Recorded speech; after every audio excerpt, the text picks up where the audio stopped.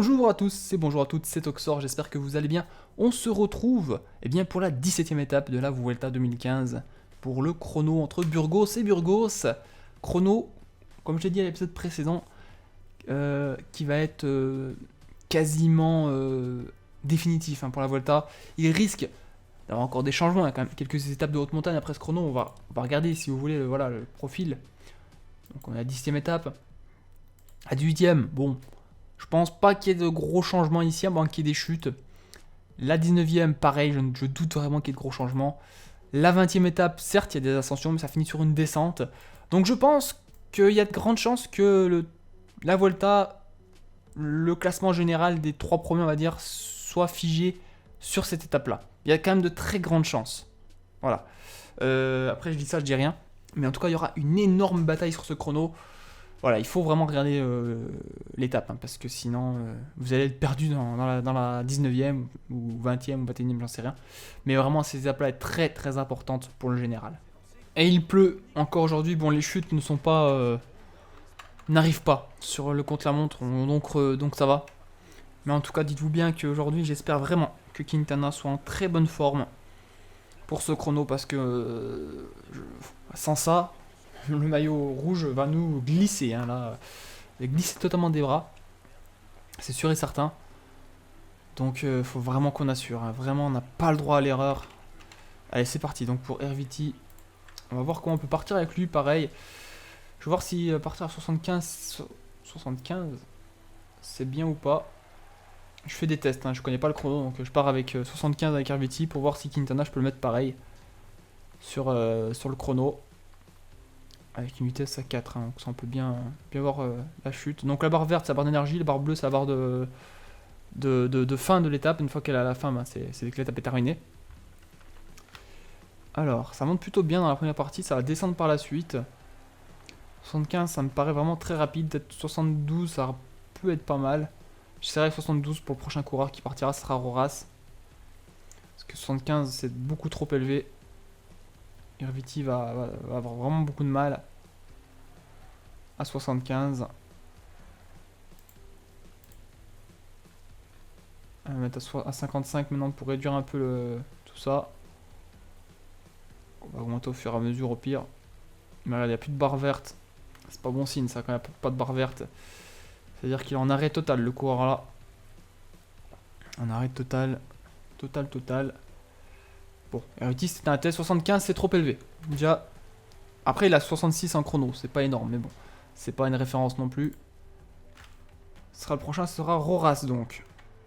Le prochain coureur de mon équipe, José Joaquim Roras, pardon, j'allais dire Joaquim Rodriguez, mais non.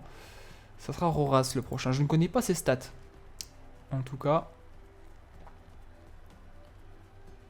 On peut tout perdre aujourd'hui, on peut tout perdre, l'effort de 2 semaines déjà de Vuelta aujourd'hui. Ça c'est très frustrant de se dire qu'aujourd'hui on peut tout perdre. Mais il faut accepter, quand on fait un grand tour, il faut accepter de pouvoir tout perdre du jour au lendemain, de toute façon. Et aujourd'hui on peut tout perdre. Voilà, ça c'est fait, c'est dit, c'est acté. Aujourd'hui on peut tout perdre cette Vuelta. Ces 2 semaines magnifiques qui ont été quand même compliquées sur les derniers jours, c'est vrai. J'espère que Quintana sera remobilisé, qu'il aura une bonne forme aujourd'hui. Ça va sans dire que ça va beaucoup compter, la forme de Quintana aujourd'hui. Si elle est pas bonne, eh bien je ne sais pas comment ça va se présenter. Je sais pas comment pouvoir régler ce chrono. Je sais pas ça se dit. Je sais pas si on peut. Voilà, c'est parti pour Roras. On va mettre lui à 72 dans sa première partie. Voilà, 72 avec un plus 1 quand même, c'est pas mal. C'est pas non plus un spécialiste du chrono, 61 c'est faible. Mais ça peut déjà me donner un premier aperçu de l'évolution de la barre déjà. Donc 72 c'est pas trop mal pour l'instant, il tire bien quand même. L'énergie part bien, mais bon, il y aura un peu de descente pour se refaire une santé. Pourquoi pas. Allez, Roras. Est-ce qu'il va faire un bon temps? Fait un 3ème temps, ce qui est pas mal pour un coureur qui est pas bon contre la montre. 70 dans cette 2ème partie de course, on va voir ce que ça peut donner.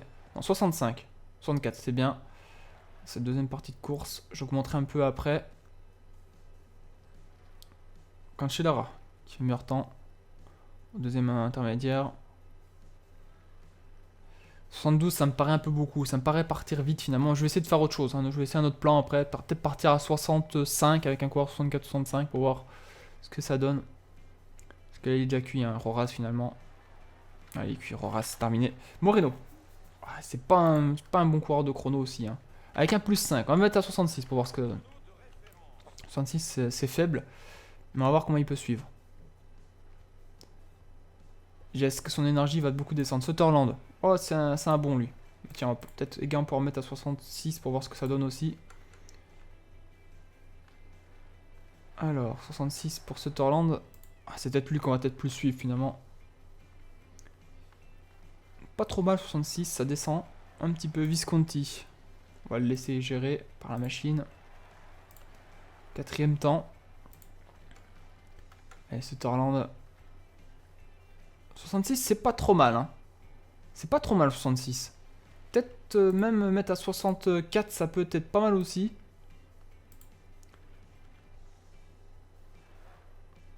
Je vais voir avec Sutherland 64. Si on peut rattraper la barre verte avec la barre bleue, ça peut être bien. Deuxième temps. Allez, c'est Amador maintenant qui part. Je vais régler à 64 Amador.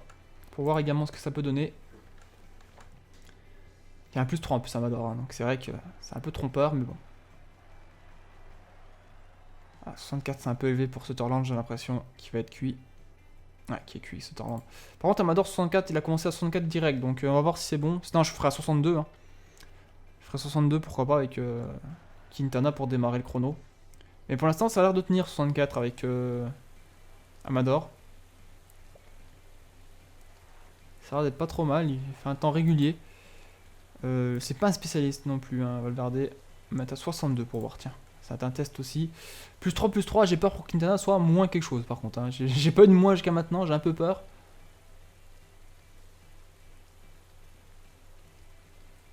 Il met 66, Amador. Et c'est parti pour Quintana. On va mettre à 60. On va mettre à 64. Ouais, on va dire, voilà, 64. On va voir un petit peu comment ça va se présenter. Le premier temps, tout ça, tout ça. Amador a fait quand même le quatrième temps pour l'instant sur les deux classements. Quintana plus 1. Là c'est parti, là c'est vraiment les trois meilleurs de mon équipe. Amador, Valverde, Quintana.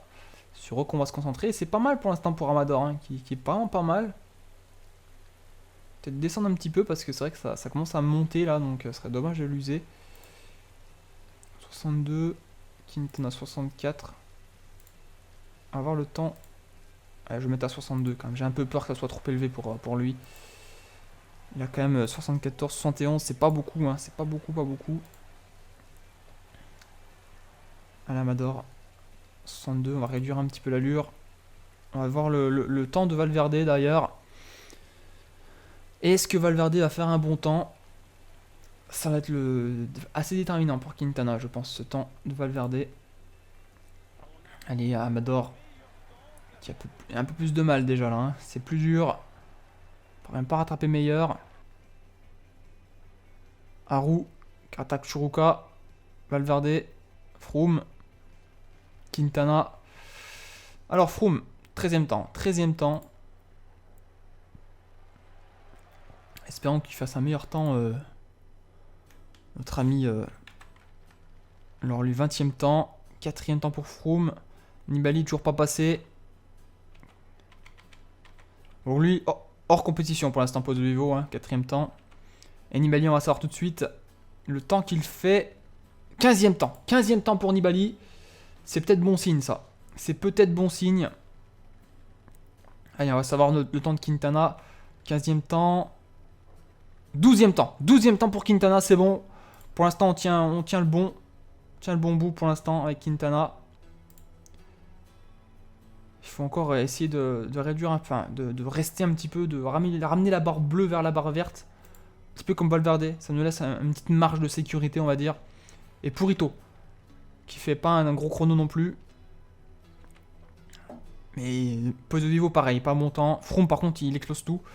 Attention à Froome. Attention à Froome, qui nous met déjà 20 secondes dans la vue. Mais pour l'instant, c'est Nibali qui fait la mauvaise OP aujourd'hui. Mador qui a fait le... J'ai pas fait attention. Mador qui sort le 4e temps, tout de même. 4e temps pour Amador. C'est pas mal du tout. Du tout. Allez, 66 pour Valverde. Qui va signer le 16e temps sur le classement, sur celui-ci. Quintana qui est pas trop mal pour l'instant. Qui est bien. Quintana.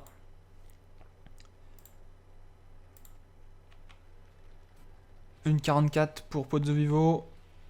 3e pour Froome, qui a perdu un petit peu de temps, mais non, qui est bien encore Froome, qui a gagné une place. Nibali va passer bientôt. Attention à Nibali, vraiment attention à Nibali.